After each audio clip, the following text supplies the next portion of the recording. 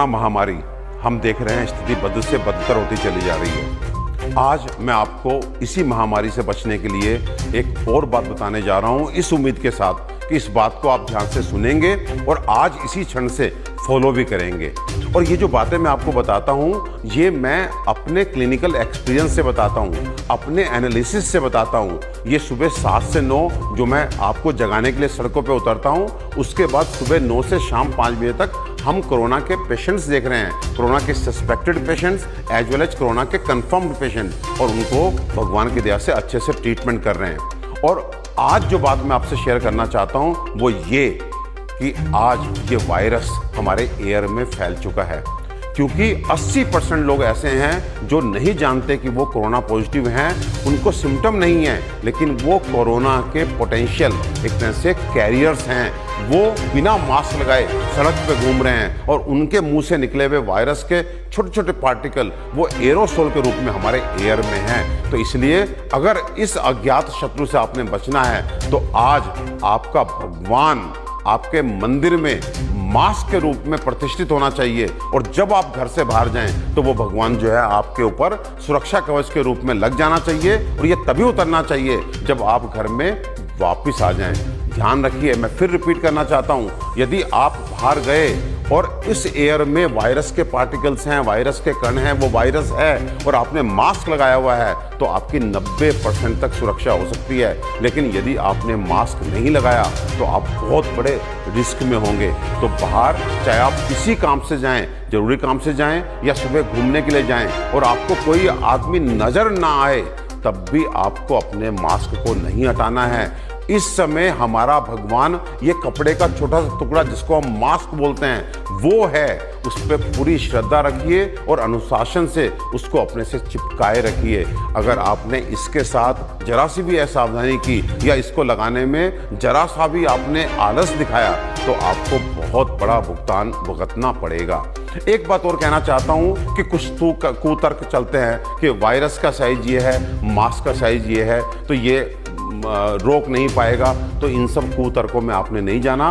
Virus अकेले travel नहीं करता, वो एक तरह से ड्रॉपलेट की फॉर्म में होता है। अगर आपने मास्क लगाया हुआ है तो वो आपके मास्क के थ्रू अंदर नहीं प्रवेश कर सकता, इसकी बहुत अधिक संभावना है। साथ में आप रुमाल बांधते हैं मास्क के रूप में, तो उसमें भी एक बहुत एहतियात आपको बरतनी है, क्योंकि अक्सर हम रुमाल बांध करके 1 घंटा बाहर जाते हैं, कुछ सब्जी खरीदते हैं, दूध खरीदते हैं, दवा खरीदते हैं, फिर घर लौट के आते हैं और आकर के जो है अपने रुमाल को अपनी जेब में डाल लेते हैं। उसके बाद फिर उसी रुमाल को निकाल करके आप जब दोबारा बाहर जाते हैं तो जो बाहर का हिस्सा होता है उसको आप अंदर बांध लेते हैं। जानते हैं, ये करके आप सीधे वायरस, बैक्टीरिया या डस्ट के वो पार्टिकल जो आपके शरीर के लिए अच्छे नहीं थे वो आपने पहले बाहर उसको चिपकाया और अगली बार उसी बाहर की सरफेस को आपने अंदर करके सीधे उनको अपने मुंह के थ्रू और नाक के थ्रू शरीर में प्रवेश दे दिया। तो ऐसा ना करें। जो मेरी बहनें चुन्नी लपेटती हैं या जो मेरे भाई अंगोछा लपेटते हैं वो भी संभल जाएं, क्योंकि अंगोछा और चुन्नी में ये संभव ही नहीं है कि आप डिफ्रेंशिएट कर सकें कि पहले कौन सा हिस्सा बाहर था कौन सा अंदर था। देखिए, ये महामारी अभी कुछ महीने और चलनी है, तो इसलिए आप मास्क की आदत डाल लीजिए, चाहे वो मास्क कपड़े का क्यों ना हो, लेकिन बहुत ही सावधानी से, बड़े अनुशासन से मास्क का प्रयोग शुरू कर दीजिए। इस महामारी से यदि हमें कोई बचाएगा, ये जो भगवान बचाएगा, ये हमारे पास आज इस मास्क के रूप में है। ये भगवान है हमारा। आज जान लीजिए, ये मास्क आपका भगवान है। इस भगवान के साथ बिल्कुल भी अनुशासनहीनता नहीं करना, नहीं तो इसकी बहुत भारी कीमत हमें चुकानी पड़ेगी। वायरस हवा में है। आज आपको चिकित्सक नहीं बोलेंगे, आज आपको हो सकता है मीडिया ना बोले, सरकार भी ना बोले, क्योंकि आप पैनिक हो जाएंगे। मुझे ऐसा लगता है कि आपको सही बात बताना मेरी ड्यूटी है, लेकिन साथ ही साथ आपको बताने के साथ मैं आपको उसका उपाय भी बता रहा हूं कि एयर में वायरस है, लेकिन आपने मास्क लगाया तो आपका कुछ नहीं बिगड़ेगा। लेकिन यदि मैं ये कहूं कि अभी कुछ नहीं मालूम है और आप मास्क बिना निकलते हैं तो शायद उसका हमें जो है खामियाजा भुगतना पड़ेगा। तो आपको ध्यान रखना है। दूसरी बात, एक नया शब्द हर्ड इम्यूनिटी सुनने को आ रहा है कि कुछ लोग, बड़े बड़े वैज्ञानिक आपसे कह रहे हैं कि बाहर जाइए, आप वायरस से एक्सपोज होइए, आपकी बॉडी में एंटीबॉडीज बनेंगे, आपका सुरक्षा एक कवच बन जाएगा, इसे हर्ड इम्यूनिटी जो बोलते हैं कि हर्ड इम्यूनिटी डेवलप कर जाएगी। लेकिन भैया, आप बाहर निकलेंगे डेफिनेटली हार्ड इम्यूनिटी डेवलप करेगी, लेकिन किस कीमत पे? 100 में से 2 से 3 लोगों को मार करके।